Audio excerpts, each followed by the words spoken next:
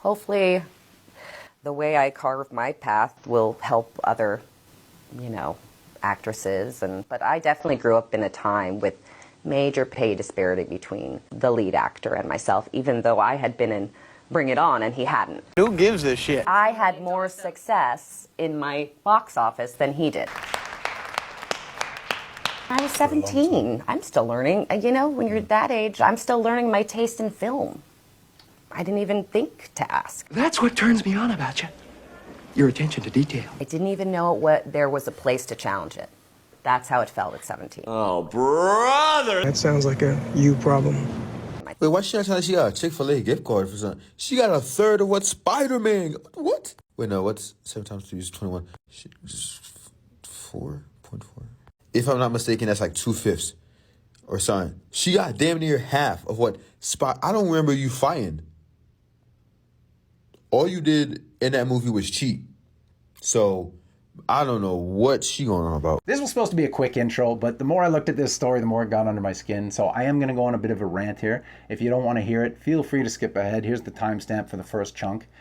But one of the crazy parts of this whole story is the fact that it's only based on the second and third Spider-Man movies, which to me seems really fucking convenient because honestly, how can you consider that the few little movies you did before Spider-Man 1 still make you more popular than Spider-Man after the first movie goes parabolic and shatters records? And the other fucked up part about this entire story is of all the articles I looked at to get a little more information about this, and there were a lot of them that picked up on this feminist pay disparity nonsense, not a single one of those stories, not one of them could I find where they mentioned anything about what she got paid in the first movie. Now, a lot of them talked about what she got paid in the second and the third movies. They talked about what he got paid in the second and third movies. They even mentioned what he got paid in the first movies in some of these articles. But not one of these articles that I could find had any mention of what she got paid in that first movie. Little suspicious, right? Immediately, that was a huge red flag to me. Because I'm thinking to myself, why the fuck would they omit that information? It seems to me like that is the single most important piece of information to make this entire feminist pay disparity narrative work. So even though I still didn't know what she was getting paid at the time, immediately I thought to myself, well, they're obviously omitting this information because it doesn't fit the narrative, right? Because in the beginning is where her few little movies that she had done, her little bit of popularity would have made any difference at all, where she would have been slightly more well-known than the lead character, Tobey Maguire. Now, eventually I did actually find out what she was paid in the first movie in a roundabout way, and wouldn't you know it, there's no fucking pay disparity. Check it out. Kirsten Dunst made $20 million during her time with the Spider-Man franchise, but she said looking back, she's still pissed off about a few things. Kirsten has publicly called out Sony for the pay gap in the second Spider-Man movie where she was paid $7 million where Tobey Maguire got $17.5 million. And the reason was when the first Spider-Man came out, she was undeniably the bigger actress, having done Jumanji, The Virgin Suicides, and Small Soldiers. That's why for the first film, they got almost the same amount of money, with Kirsten Dunst giving $3 million to Tobey Maguire at $4 million, despite him doing much more work. This kind of thing isn't uncommon at all, like Robert Downey Jr., who got only $500,000 for the first Iron Man movie, where Terrence Howard got $4.5 million. But then cut to the sequel, Robert Downey Jr. was making $10 million, and Terrence Howard quit because they wouldn't give him a raise. And there you have it. How fucking convenient that they'd leave that information out. It really doesn't fit the story now, does it? Right? I don't understand how you can honestly think that the few little movies that you had done before Spider-Man 1 still matter after that franchise blows up. I mean, it shattered records. Opening weekend records, second weekend records, DVD sales records. It was also one of the first superhero movies to go big overseas, which opens up huge new revenue potential. They obviously have to increase his contract. They need him back as the titular character. That's who people want to see as Spider-Man. They lose him, they lose hundreds of millions of dollars. But you, the secondary character, they can always recast a secondary character without skipping a beat. And if you don't fucking believe me, ask Terrence Howard what happened to him in Iron Man 2. He got paid $4.5 million for Iron Man 1. They actually reduced his offer for the second movie down to $1 million. Is that what you would have preferred? Where's the pay disparity here? You know what I mean? You got $3 million to his $4 million in the first movie. And then your offer went from 3 up to 10. You made $20 million over 3 movies to Tobey Maguire's 38 or 40 million, depending on your sources. You made more than half of what Spider-Man made. In Spider-Man, the titular character in the movie named Spider-Man. That shattered all those records. Not to mention that Tobey Maguire has lifelong back problems because of all the stunts he pulled in those movies. I mean, the fucking ego and victimhood you have to think you deserve as much as the lead character in that role after the franchise blows up. Just because you were in a few little movies beforehand, even though you yourself, you weren't a box office draw. You weren't some big actor. These movies are not called Spider-Man and Mary Jane, even though you're on the fucking poster. They damn sure aren't called Mary Jane and Spider-Man. People don't come to see these movies for the secondary character, the love interest, as much as you want to fucking believe that. I mean, this whole fucking story and the way they omitted these small important details, it's just a perfect example of how they manipulate information just so they can continue to push this feminist victimhood narrative in the media, painting men as villains and women as victims. Now, I know there are legitimate stories of pay disparity in Hollywood, but I'm pretty fucking sure that this isn't one of them. Like, Jesus Christ, get over yourself. Everyone wants to be a victim these days. You're not some victim of the patriarchy. You're damn sure not as big as Spider-Man, and you never were. No, this whole thing, all of this, it's all about me. Very manly that women don't understand. What don't women understand about men? Cheeseburgers. Hell yes. I'm weaker. I'm stupider. I'm an idiot. Clue you in. At least I have this. Do you know what this is? This is milk. I don't think you know what it is because your dad left you, didn't he? For this milk. Oh, shit. Aren't bad communicators. Men have just been taught they don't have to listen. Shut up. I'm not going to listen to you. I remember when I was doing Hunger Games, nobody had ever put a woman in the lead of an action movie because it wouldn't work. Oh, absolutely. You sure about that?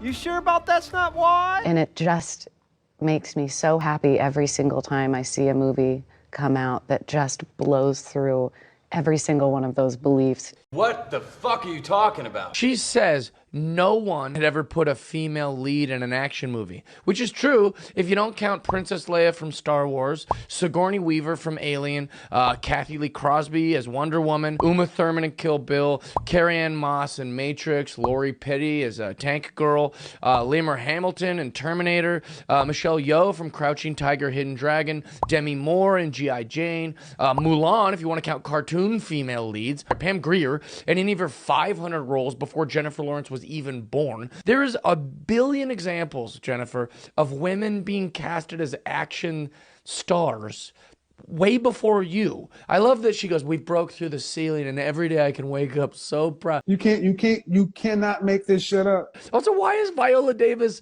agreeing with her? Has she never heard of all these female actresses? Are you telling me Viola Davis has never heard of Pam Grier? Like, what? You either lose your female card or your black card, Viola. I don't know. How do you not know Pam Grier? Boom. Roasted. This is the same kind of shit we were talking about with Mary Jane at the beginning of the video. It's just revisionist history, man. This is exactly how the feminist narrative continues to be perpetuated in the media these days. I mean, they're acting as if they're still breaking through these glass ceilings, and it's absolute fucking nonsense. Right? Like, they get on TV and they'll say something that sounds like it could possibly be true if you don't fucking think about it. They'll paint men as villains and women as the victims of the patriarchy, no matter how full of shit they are. There's a lot of people out there who just want to believe what they see. They don't do any fact checking, they don't practice any critical thinking, and then they regurgitate everything they've heard and they pass it off as fact, and the cycle continues.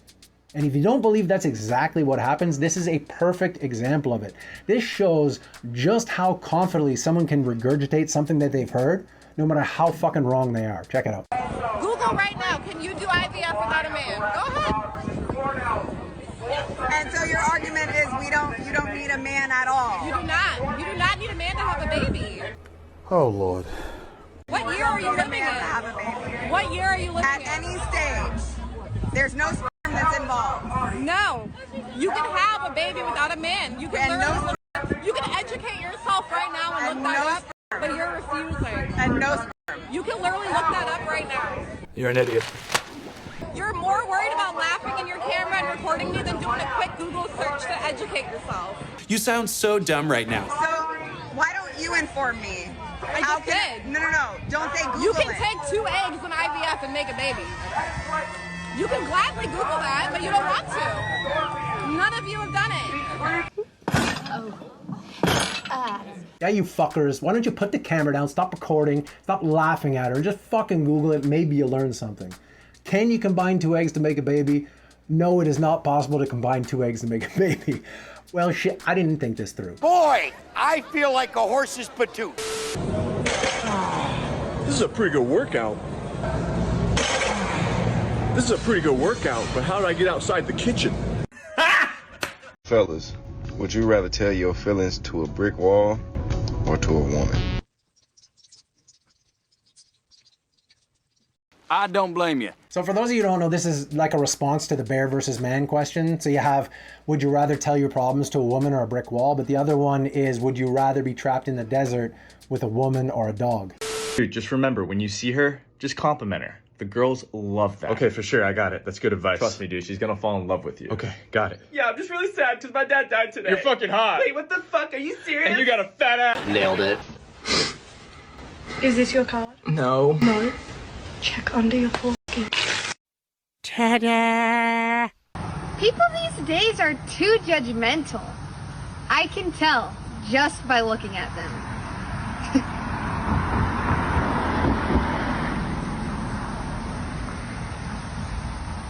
I want to start by saying I got nothing against this girl at all. I think she's really sweet. Her content is just these silly dad jokes like this. But for some reason, her content has been a haven for people to just leave the most out-of-pocket comments you've ever heard. It's crazy. You'll notice that this clip itself says she turned off comments, so feel free to leave yours here, because they made a mimic account just so people could continue to leave comments on her shit. So I wanted to read you a few because they're fucking wild, man. So we start with, we meet again, distinguished gentleman. She turned off the comments 30 minutes after posting it, and we're about to find out why. Haha, she makes me every little day a little easier. Sharing this with my friends at the office. By the way, smash your sloppy whopper on my slimy flopper. Fart in my inhaler. Shit on my dog and let me watch. Ha ha ha, so funny. Now piss in my cornflakes. Ay shit. LOL, pee in a condom, freeze it, then peg me with it. Man, y'all are fucked up, bro.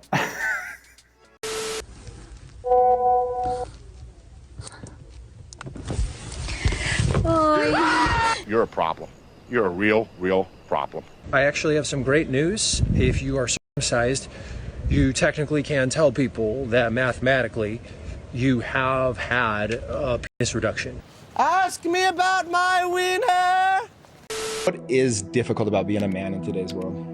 What isn't difficult? Modern men are being made to pay for the sins of a patriarchy that they are no longer the part of. Perfect example of this. There was an article that came out from Robin Dunbar. Studies show that men need two guys' nights per week in order to maintain good mental health. The comments were so disgusting from bitter, shallow thinking, mostly women saying, tell me you're a man-child without telling me you're a man-child. This is why women don't want to have your babies. Poor whining patriarchy saying that they can't go out for beers with the boys. The number of men in 1990 that said they had a close friend to call on was, didn't have a close friend to call on in an emergency was 3%. In 2020, it was 15%. Wow. So it's 5x in that time. The most common answer to the question, how many close friends do you have, is 0. It's not the average, but it's the most common. More people have no friends to call than any other number. The single biggest risk to a man under the age of 30 is his own hands. Male loneliness is a big problem. And when a study comes out that says this is a way that we can fix male loneliness, it gets disparaged as part of a luxurious chattering class that all men have. If women have a problem, we say, what can we do to fix the world? If men have a problem, we say, what is it that men aren't doing where they don't fix themselves? I decided I wanted to dedicate a nice big chunk of the end of this video to Men's Mental Health Awareness Month. I'm sure y'all have heard. I hope y'all are doing okay, you know, and if you're going through some shit, I really do hope that you can come and watch these videos. They make you feel a little bit better. They put a smile on your face. They give you a little bit of motivation so you can get back out there and stay in the fight. Let neglect and lack of attention be the strengths that build your character.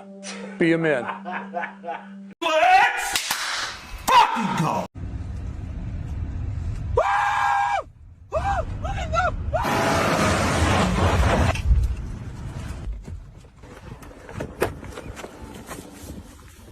Il est parti où, papa?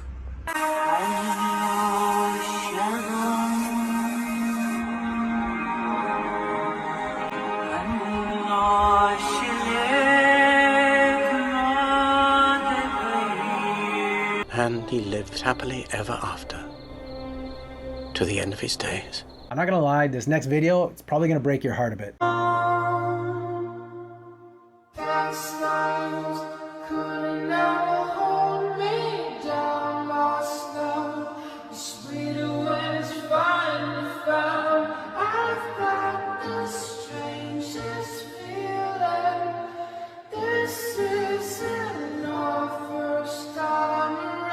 And every time I watch that clip, it honestly breaks my heart a bit.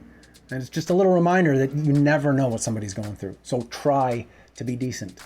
And I know these guys weren't trying to be malicious. They're just fucking around. But like I said, you never know. And there are so many guys out there who just have no one in their life to talk to. So remember to check up on the people you care about. At least check up on your boys.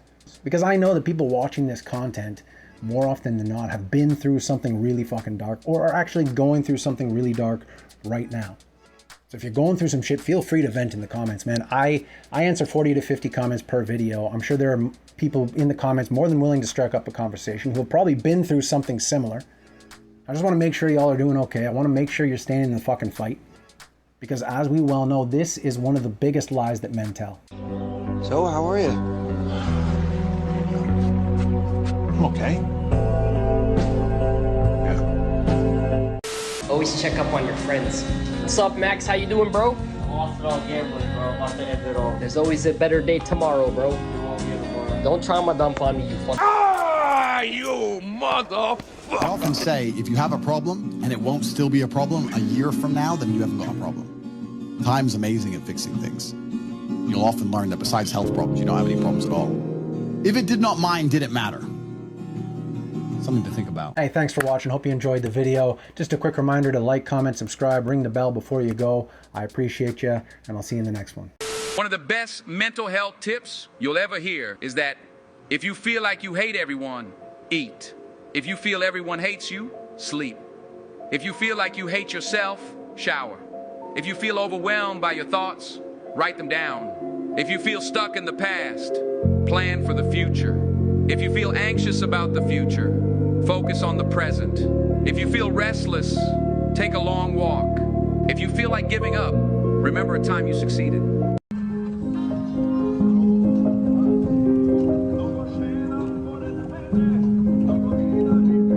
There's nobody in this world that can say anything about me that I haven't said myself. Do I go through depression as a man? Yeah, I do. Do I cry? Yes, I do. But do I get up every fucking day to go to work? Yeah. Yes, I fucking do. Yes, you do.